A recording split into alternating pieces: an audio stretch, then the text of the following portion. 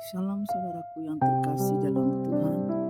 Sungguh kita bersyukur kepada Tuhan karena kasih dan anugerahnya menyertai kita dan melindungi kita.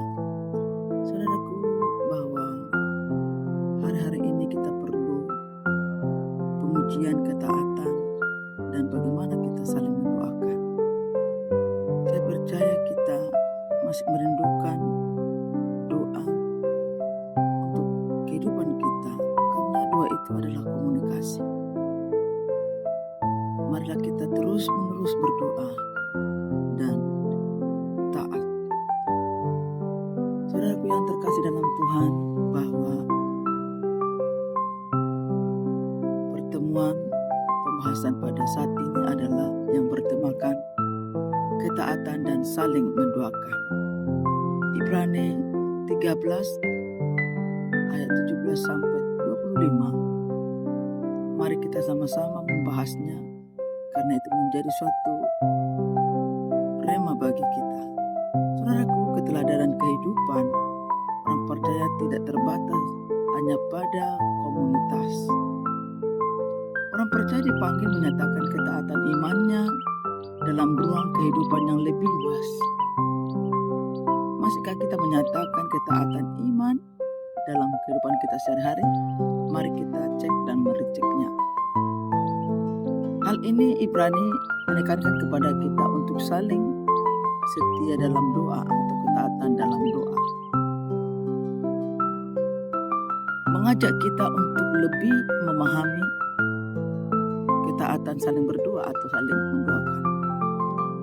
Kita Ibrani yang mengajak kita belajar tentang pentingnya ketaatan pada pemimpin rohani, karena memang mereka sebagai perpanjangan tangan Tuhan untuk menyampaikan isi dan misi Tuhan di dalam kehidupan kita, dan perihal menyampaikan juga permohonan-permohonan doa agar kita sama-sama diberkati.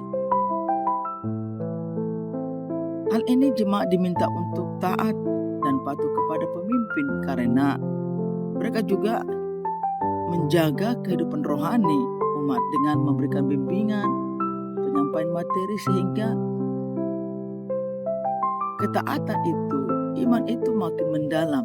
Dan tentunya ketika sudah mendapat pengertian dan pemahaman, maka taat saling mendoakan. Ketaatan pada pemimpin rohani adalah bagian dari ketaatan pada Allah. Hal ini berkaitan dengan otoritas rohani yang ditetapkan oleh Allah. Berkat dan doa dalam konteks pembelajaran Ibrani ini meminta untuk kita dan rekan kita sepelayanan agar mereka bisa hidup dengan hati nurani yang bersih dan segera kembali kepada jemaat. Hal itu menunjukkan pentingnya doa dalam kehidupan rohani, baik untuk pemimpin maupun anggota jemaat. Doa adalah sarana untuk saling mendukung dan memperkuat hubungan dalam komunitas iman. Kalau kita bisa belajar dari tradisi Aluk Tudolo, yaitu keyakinan yang dianut masyarakat Toraja sebelum kekristenan hadir, maka doa pemimpin hanya oleh satu orang saja, yaitu tumina atau imam pemimpin ritual.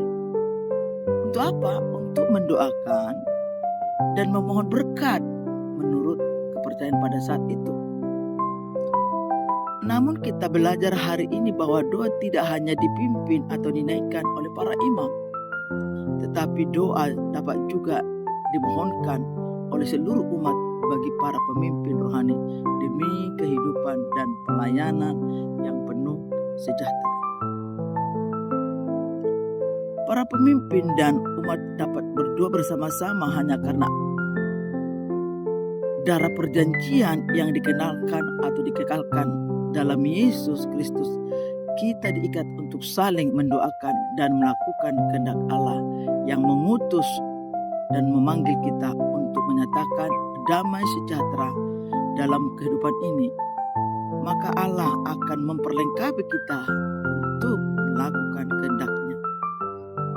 Allah juga bekerja dalam kita supaya kita dapat melakukan berbagai hal yang berkenaan dalam kehidupan kita untuk sepadan dengan Tuhan. Jadi saudaraku yang terkasih di dalam Tuhan, kita sudah diingatkan berdasarkan Ibrani ini tadi, ketaatan dan saling mendoakan. Memang gak gampang untuk taat, hanya gampang ketika dinyatakan, disampaikan, tetapi ketika proses itu terjadi, hanya tinggal waktu yang menunggu sampai di mana seseorang itu taat dan saling mendoakan.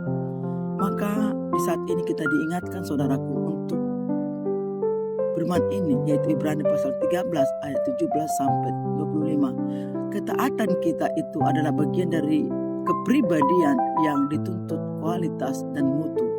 Artinya komitmen. Ya, komitmen kita sebagai orang percaya untuk taat dan saling mendoakan. Disinilah letak kekuatan orang percaya saling mendoakan. Karena apa?